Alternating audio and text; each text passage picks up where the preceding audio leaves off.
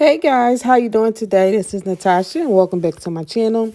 Today I was working on a lot of tutorials and needed to take some photos, and I decided to go ahead and make me a shirt using one of the Cricut images, which are free if you pay for the subscription.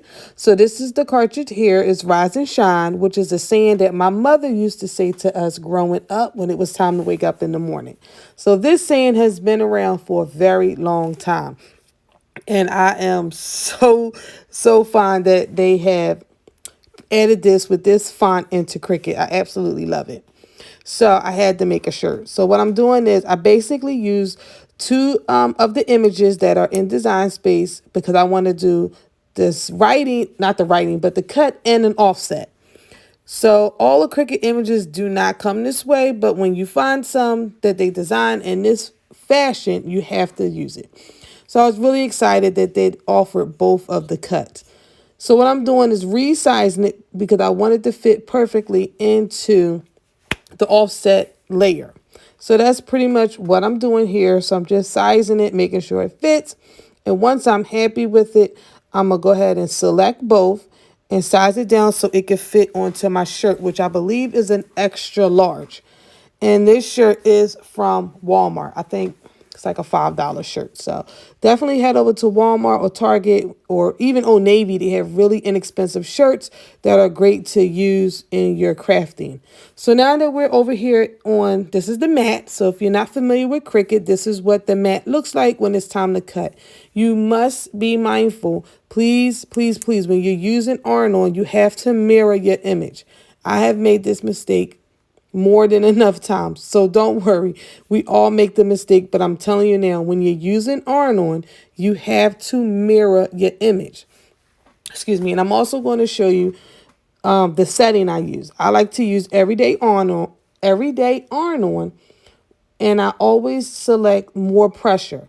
So if you're not using a Cricut Maker or one of the newer Explorers, you may not have that option to apply more pressure, as you see right there. If not, then you may have to cut it twice, but I like to always add more pressure. So that was the shirt. Here's the pink layer.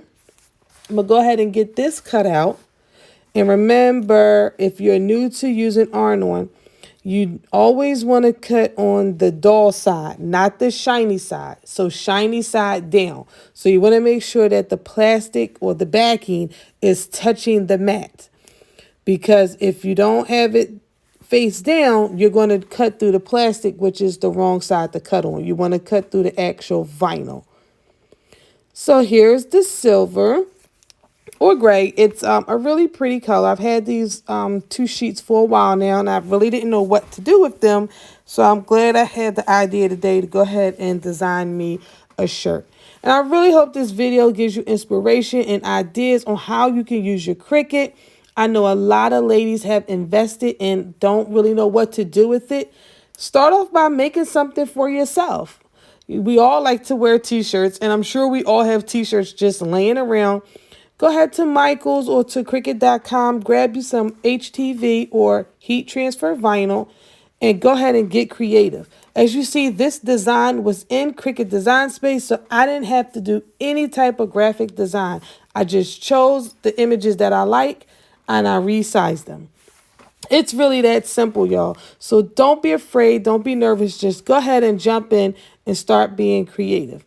Once you get to a more professional level, then you will start to see, how silhouette may work better for you, how you can incorporate Photoshop and other design apps so that your designs can be more unique to your style.